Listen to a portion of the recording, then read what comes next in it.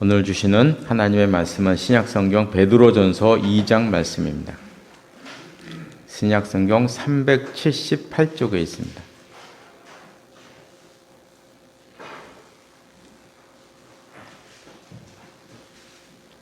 베드로전서 2장 1절로 10절 말씀까지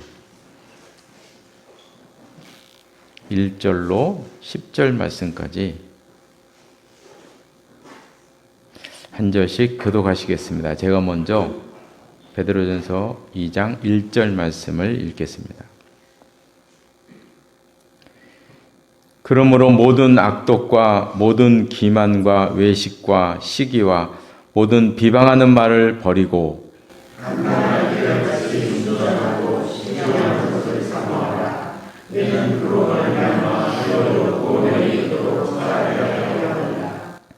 너희가 주의 인자하심을 맛보았으면 그리하라.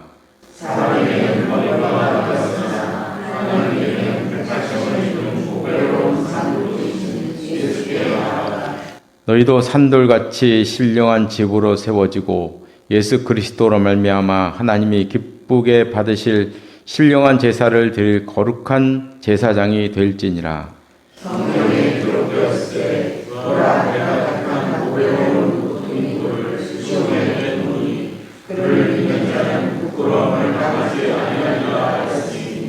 그러므로 믿는 너희에게는 보배이나 믿지 아니하는 자에게는 건축자들이 버린 그들이 모퉁이의 머릿돌이 되고 또한 부딪히는 도가 흘려 넘어지게 하는 강이가 되었다 하였느니라.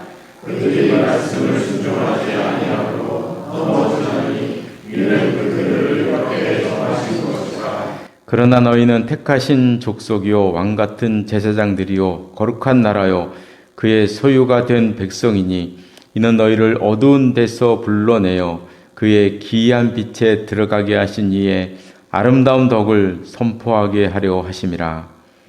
너희가 전에는 백성이 아니더니 이제는 하나님의 백성이요 전에는 긍휼을 얻지 못하였더니 이제는 긍휼을 얻은 자니라.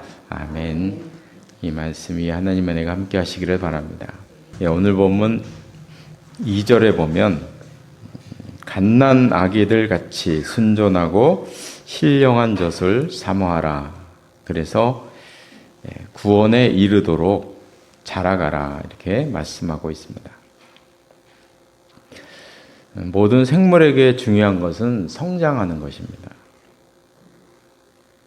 성장이 멈추면 그건 몸에 이상이 있다는 것입니다. 그리고 또 성장하려면 영양분을 공급받아야 합니다. 그래서 건강한 아이는 항상 음식을 찾습니다. 그것처럼 건강한 신앙인도 마땅히 하나님의 양식을 찾아가게 된다는 말씀입니다. 그래서 오늘 본문에 보면 그 양식을 모유에다가 이렇게 비유를 하고 있는데요. 캥거루 케어라는 말이 있습니다. 요즘 많이 듣죠. 캥거루 케어라는 말을 종종 듣게 됩니다. 그래서 캥거루를 보면 이렇게 생겼잖아요. 주머니에다 주머니가 있어서 그 주머니에 이제 그 애기 캥거루를 여기 놓고 다니는 거죠. 그럼 보살피는 건데, 그래서 캥거루 케어라는 거는 이렇게 아기를 낳자마자 아기를 엄마 품에 이렇게 올려놓는 거예요. 품듯이 품어야 한다. 제 기억으로는 이제 저 때만 해도 저희 때만 해도 아기를 낳으면 보통 이제 간호사가 아기 엉덩이를 한 대 때리고 올린 다음에 씻겨서 보재기에다 이렇게 뚫뚫뚫 말아가지고 손 움직이지 말라고 이렇게 뚫뚫뚫뚫 다 마른 다음에 우유를 입에다가 탁 물리고 눕히잖아요, 그죠? 그 엄마는 낳자마자 아기를 못 봐요. 한참 지난 다음에 그것도 그냥 이렇게 유리를 가운데 두고 밖에 나가서 이렇게 쳐다보는 거죠. 저게 내가 낳은 아기구나 이렇게 바로 안 줬어요. 제 기억으로는 이게 유리로 이렇게 보고 그렇게 이제 했었다는 거죠. 근데 캥거루 케어는 이제 그게 아니고 아기를 낳자마자 엄마 가슴에 이렇게 안기게 하는 거예요. 때로는 탯줄도 자르지 않은 상태에서 바로 그냥 이렇게 안기게 하는 거죠. 요즘 많이 그렇게 하잖아요. 바로 그냥 이렇게 올려놓는 거예요. 올려놓으면 아주 재미있는 현상이 나타난다 그래요. 이 아이를 엄마 품에 그냥 가만히 두면 가만히 두는 거 가르쳐주지도 않은 거예요. 가르쳐주지도 않은 거예요. 그냥 가만히 두면 이 아기는 자기 스스로 엄마 젖을 찾아가서 물들라는 거죠. 가르쳐주지도 않는데요. 그냥 가만히 내둔대요. 그럼 그렇게 찾아가더라는 거예요. 그래서 도대체 어떻게 저 아이가 가르쳐주지도 않고 간호사가 이렇게 들어서 엄마가 뭐 이렇게 물리는 것도 아니고 그냥 내뒀는데 어떻게 찾아가느냐. 이걸 이제 연구를 해봤더니 엄마 배 안에서의 냄새와 모유의 냄새가 같더라는 것이죠. 그리고 또 이 아이가 나오면서 그 손에다가 엄마의 양수를 묻히고 나온대요. 당연히 그러겠죠, 그죠? 엄마의 양수가 묻겠죠, 몸에 다 묻는 거예요. 이게 손에 다 묻는 거예요. 그러니까 이 아이는 자기 손에서 나는 냄새, 몸에서 나는 냄새와 같은 냄새를 이렇게 찾아가면 그냥 되는 거죠. 그럼 거기에 이제 모유가 있는 거예요. 좀 신기합니다, 그죠? 참 재밌는 그런 현상입니다. 신앙도 마찬가지라는 것이죠. 여기서 신령한 젖이라는 것은 하나님의 말씀을 의미하는 것인데 우리가 하나님의 자녀가 되고 마음에 믿음을 갖게 되면 말씀의 냄새를 알게 된다는 것이죠.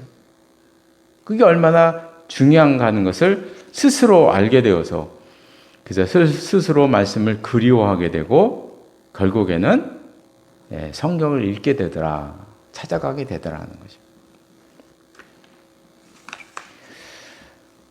반대로 몸에 이상이 생기면 입에서 음식을 거부하게 됩니다. 신앙도 마찬가지라는 것이죠. 신앙에 이상이 생기면 설교가 듣기 싫어지고 말씀을 멀리하게 되면서 자기 자신의 생각과 사색 속으로 빠져들어가게 되더라는 것입니다. 말씀이 중요하다는 것은 오늘 본문 앞에 있는 우리가 읽지 않았지만 1장에도 나옵니다. 1장 끝에 보면 23절, 24절, 25절 말씀에서 벌써 한 차례 나왔어요. 말씀이 중요하다. 23절은 너희가 거듭난 것은 썩어질 씨로 된 것이 아니요 썩지 아니할 씨로 된 것이니 살아있고 항상 있는 하나님의 말씀으로 되었다는 말씀이 나옵니다. 그래서 우리가 한번 베드로전서 1장 처음부터 2장 처음까지 그 내용을 한번 살펴보면 1장에서는 지난주에 본 것처럼 나그네 이야기를 하셨잖아요. 그죠? 너희는 나그네다. 흩어진 나그네다. 이 나그네에게 고난과 시험은 필수다. 이런 말씀을 계속 하셨거든요. 여러 가지 시험 만나는 걸 이상히 여기지 마라. 예수 그리스도도 그런 시험을 받으셨다. 뭐 이런 말씀을 계속 1장에서 지난주에 하셨다는 것이죠. 이렇게 갑자기 막 고난 이야기를 하시고 시험 이야기를 하시고 나그네 이야기를 하시다가 갑자기 1장 후반절에서는 하나님의 말씀에 대한 이야기를 하고 있는 거예요. 갑자기. 우리가 이제 그 이유를 한번 살펴보면 1장과 2장 그 내용을 살펴보면 이렇게 되는 거죠. 영적인 나그네에게 가장 중요한 양식은 무엇이냐? 그것은 말씀이다. 말씀이 중요한 것이다 하는 것을 말하는 것입니다.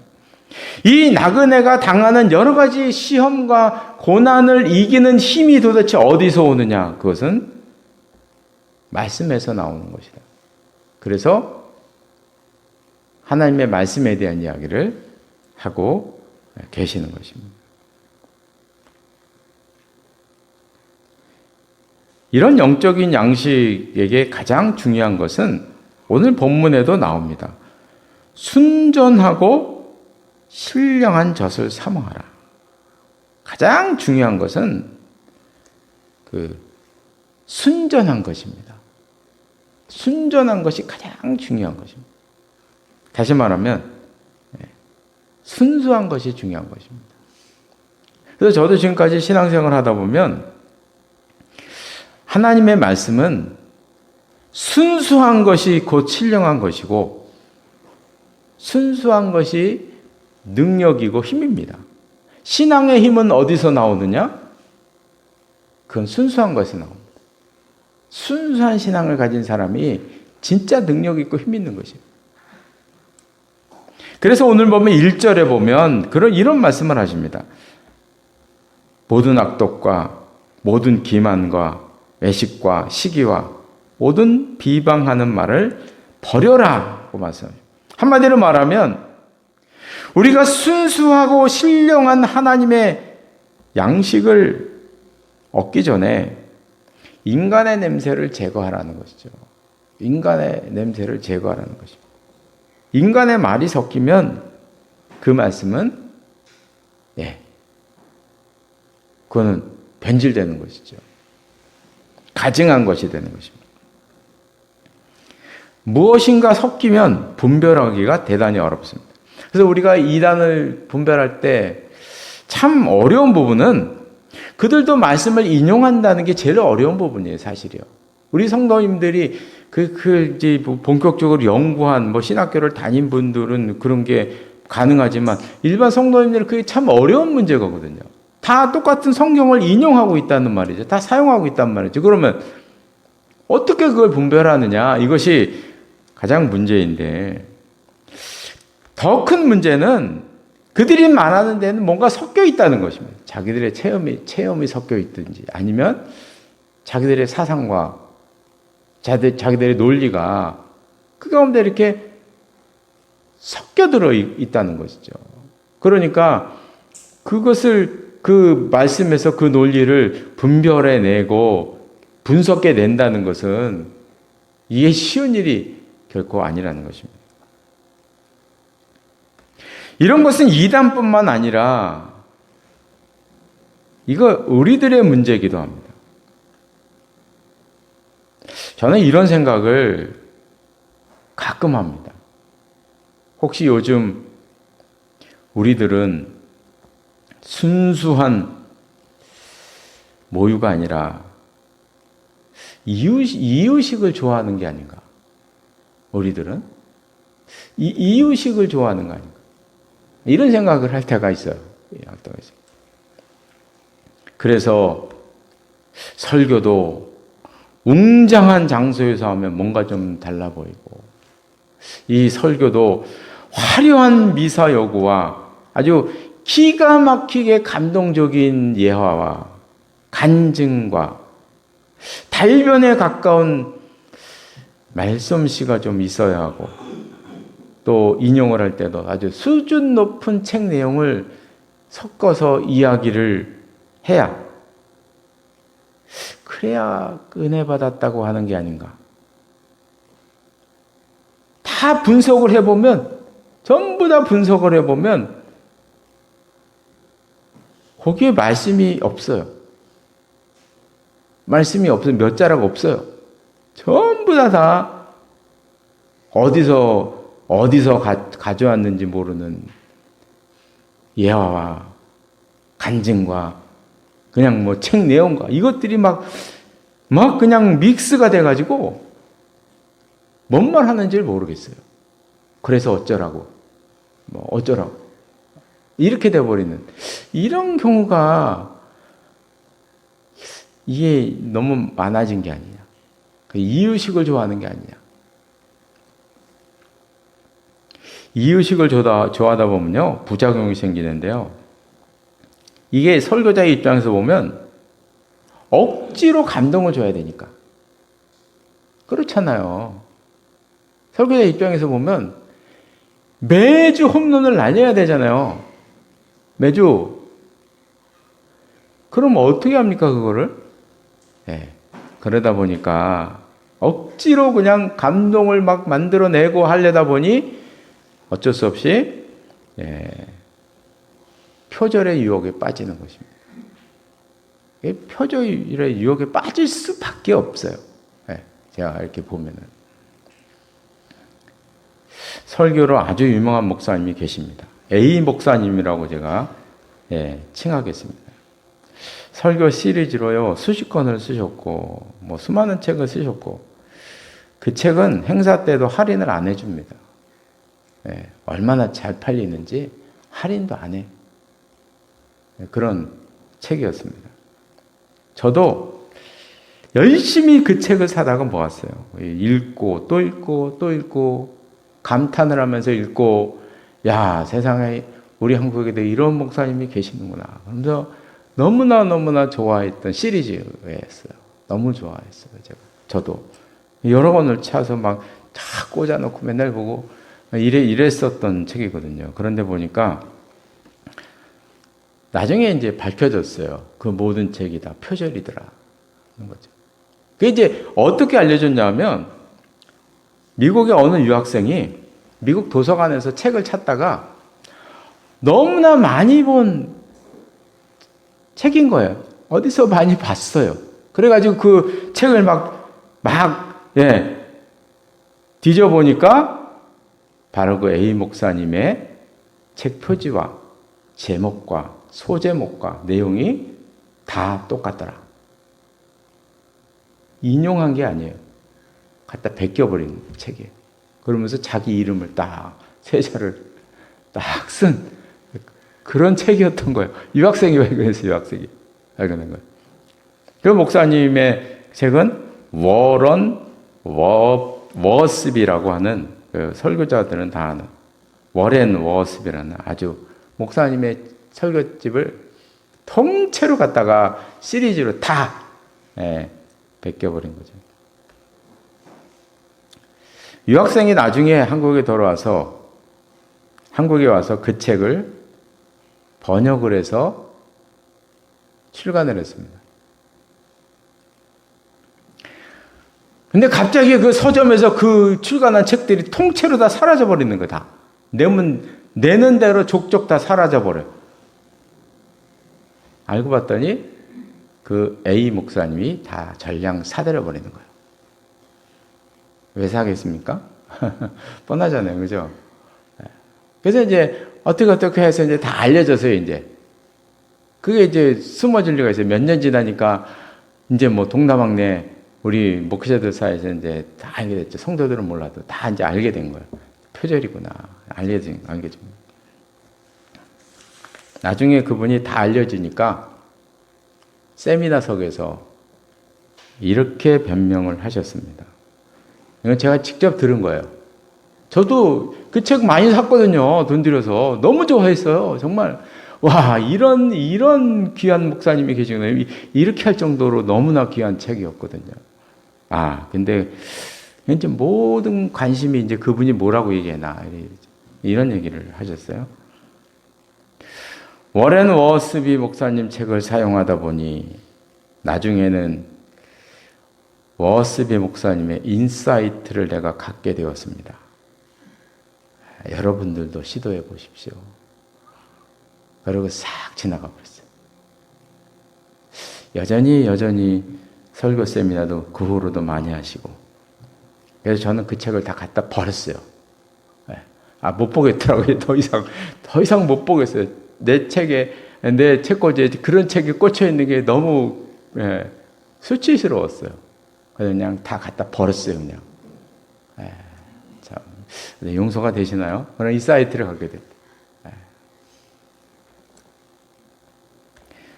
말씀에서 중요한 것은 순수한 것이죠. 그래서 우리가 이유식을 너무 좋아하지 말아야 됩니다. 좋아하지 말아야 돼. 자꾸 섞이는 걸 좋아하지 말아야 됩니다. 오늘 본문에는 이제 또 하나의 비유가 나옵니다. 4절 이후에 보면 보배로운 산돌이신 예수께로 나아가자. 6절에 보면 예수님께서 모퉁이 돌이 되셨다. 보배로운 모퉁이 돌이 되셨다.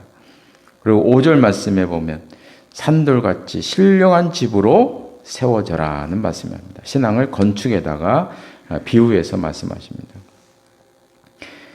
성경에 보면 종종 신앙을 건축에다가 비유를 하셨습니다. 우리 예수님께서도 마태복음 7장에서 말씀하시고 사도 바울도 고린도전서 3장에서 건축에다가 비유를 많이 하셨는데 이렇게 건축으로 말씀하시는 이유가 있습니다. 신앙은 공동체가 중요하다는 것을 간접적으로 드러내는 거거든요.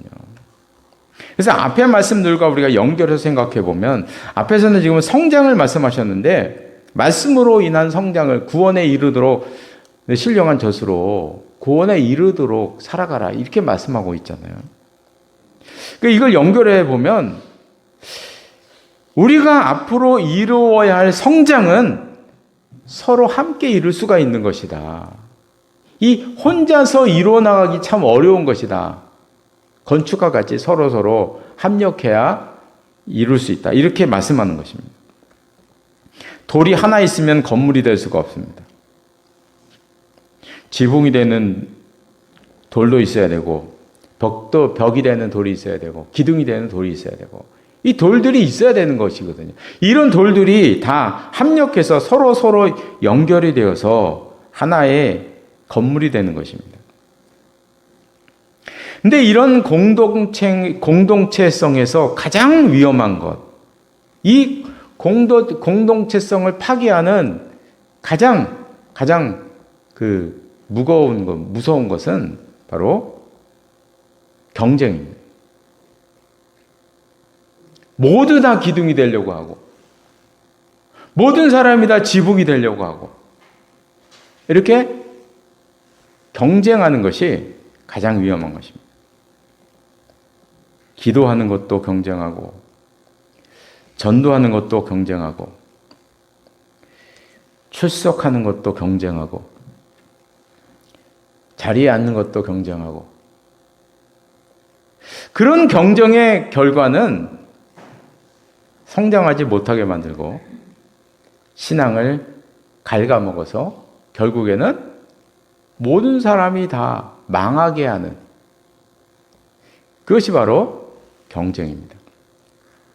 신앙으로 경쟁하다 보면 이기는 자와 지는 자가 생기는데 그래서 경쟁이 많은 교회 안에서는 당연히 계급이 생겨나게 되는 것입니다. 이렇게 계급이 생겨나게 되면 성경에서 말씀하시는 이 공동체성은 사라져버리는 것이죠. 제가 이런 이야기를 제가 들었는데요. 요즘은 이제 나라와 민족을 위해서 생각하는 시기라 나라에 대한 얘기를 이런 얘기를 제가 들었습니다. 일제 시대에는 독립운동이 아주 많았다 그래요. 우리에게 알려지는 것 이외에 상당히 많은 독립운동이 있었다 그럽니다. 이런 것들이 우리 민족성과 관계되는 것 같아요. 아주 진짜 말할 수 없이 많은 독립운동이 곳곳에서 일어난 거예요. 우리가 알지 못하는 것들도 너무 많은 것이죠. 독립단체도 아주 많았다 그럽니다. 그런데 대부분이 다 실패했대요. 대부분이 다 실패했대요. 그래서 우리가 옛날 일제시대 영화나 이런 거 보면은 시작은 있으나 끝이 없어요. 끝이 있는 걸 보신 적이 있나요? 시작은 있어요. 근데 끝이 없습니다. 독립운동이 그래요, 다. 끝이 없어요. 결국 유엔에 의해서 독립이 된 거잖아요. 우린 끝에 가서는 지리멸렬하지 않았나요, 거의? 없는 거예요. 끝이 없어요. 그 실패의 원인은 이런 것입니다. 독립운동을 주도한 사람들은 대부분이 양반입니다. 당연히 그러겠죠. 양반이 배운 사람들이니까. 양반이 앞서서 주도적으로 평민들과 농부들과 상인들을 다 모아서 합력해서 독립운동을 시작한 거예요. 처음에는 정말 뜨거운 마음을 가지고 마음을 합해서 열심히 독립운동을 했어요. 자기 피를 흘려가면서 자기 생명을 내가면서 이렇게 운동을 했는데 그러나 중요한 시점에 가면 다 결별하더래요. 그 이유는 양반들의 목표가 조선 왕조를 복구하는 것이기 때문에 그런 거예요. 이유는 간단합니다. 리더였던 그 양반들의 목표는 오매불망 양반 사회를 복구하는 것입니다. 예전 체제로 돌아가는 것이었어요. 그러면 이제 평민들과 농부들과 이제 상인들 입장에서 생각해 보세요. 다시 왕정으로 돌아가면 자기들은 여전히 평민이요, 여전히 천민이요, 양반의 지배를 받아야 되고 양반에게 착취를 당할 것이 뻔한 것입니다. 그러니까 이제 이렇게 생각이 드는 거죠. 양반에게 당하나, 일본군에게 당하나 똑같은 것입니다. 그들에게는 똑같은 것이에요. 다를 바가 없어요. 목숨 걸고 운동을 해봐야 양반 좋은 일만 하는 것이다. 그래서 운동할 필요가 없어진 것입니다. 그래서 시작은 있으나 끝이 없는 그런 것으로 전락하게 됐습니다. 그래서 이 독립단체들이요, 핍박 때문에 무너지는 것이 아니고 스스로 무너진 거예요. 대부분 다 스스로 무너져요. 스스로. 대부분 일이 나가죠. 신앙도 마찬가지입니다. 신앙은 경쟁하면 안 됩니다. 신앙은 하나님 앞에서 나와 하나님과의 사이가 가장 중요한 것이고, 우리 성도들과 함께 손잡고 나아가는 공동체성이 중요한 것입니다. 그런데 거기에 경쟁이 끼어들면 뭐가 되겠냐는 거예요. 그 안에서 뭐가 되겠냐는 것입니다. 경쟁하게 되면 계급이 생기게 되는 것이고, 계급이 생기면 공동체성은 무너지는 것입니다. 이제 말씀을 마치겠습니다. 미래학자들은 이런 전망을 내놓더라고요. 제가 이 전망을 그 코로나 때 제가 이 글을 읽어봤어요. 미래학자가 전망을 내놨는데 10년 후에는 우리 한국교회 교인의 수가 400만 명 아래로 떨어질 것이다. 이렇게 말씀을 하셨어요. 그분이 뭐 신학자도 아니고 교수님도 아니에요. 근데 이제 믿는 사람이었기 때문에 여러 가지 통계를 내다가 미래학자가 자기도 이제 교인이니까 통계를 내서 발표한 그 내용이었어요. 보니까 그렇게 이야기를 하더라고요. 그건 이제 그때 얘기고, 지금 이제 인구 절벽이 아주 급격하게 가까운 지금 몇 년 후가 지난 지금의 관점에서 보면 제 생각에는 이거는 400만 명보다 더 떨어질 것 같아요. 제 생각은요. 이런 속도로 간다면, 그건 인구가 떨어지면 그 교인 수는 기하급수로 더 떨어지는 거 아닐까요? 그렇죠? 지금 왜냐하면 아이들의 상태가 그렇잖아요. 아이들의 상태가. 그러면 그 속도가 더 빨라졌단 말이죠. 그럼 그때 그 예상보다도 더 낮춰잡을 수밖에 없는 그런 상황에 지금 가고 있습니다. 이런 상황임에도 불구하고 아직도 교회끼리 지금 성도끼리 경쟁하고 있는 거 아닌가? 제가 이런 생각을 그냥 이렇게 모임에 가면 생각이 안 들 수가 없어요. 아직도 지금 이렇게 하나로 모여서 서로 회개하고 하나로 모여서 지금 그렇게 돼도 지금 상황이 너무 지금 이런 상황이 이런데도 여전히 아직도 경쟁의 이 관계를 끊지를 못하고 있어요. 심히 걱정이 됩니다. 그래서 바라는 것은 신앙은 우리 성도님들 절대로 경쟁을 하면 안 됩니다. 신앙은 하나님과 나 사이의 관계가 중요한 것이고, 성도들과는 합력해야 되는 것이기 때문에 이런 사회 속에 경쟁이 들어온다는 것은 그것을 파괴하는 결과가 나오는 것입니다. 그래서 우리가 항상 하나님 앞에서 내 자신을 바라보며 살아가는 우리 모두가 되시기를 바랍니다. 기도하시겠습니다. 하나님 아버지,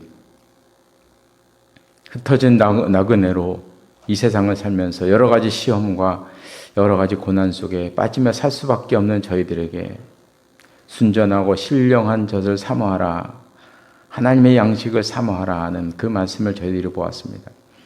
진정 흩어진 나그네로 살아가는 저희들에게 양식이 되고 힘이 되는 것은 하나님의 말씀이기에 그 말씀을 사모하라 하는 그 말씀을 저희들이 보았습니다. 너희들이 신앙생활을 하되 건축물과 같이 서로 합력하며 서로 쌓아가라 하는 그 말씀도 보았습니다. 기도하는 건 저희들에게 은혜를 베풀어 주셔서 우리가 하나님 앞에서 우리가 온전히 살아가게 하시고 노력하며 살게 하시고 항상 하나님의 은혜 가운데 살아가는 저희들의 삶이 되어서 오늘 우리에게 주신 그 말씀처럼 말씀 안에 거하게 하시고 서로 합력해서 살아가는 성장에 나아가는 저희들 될 수 있도록 인도하여 주시옵소서. 이 모든 말씀 예수님의 이름으로 기도드리옵나이다. 아멘.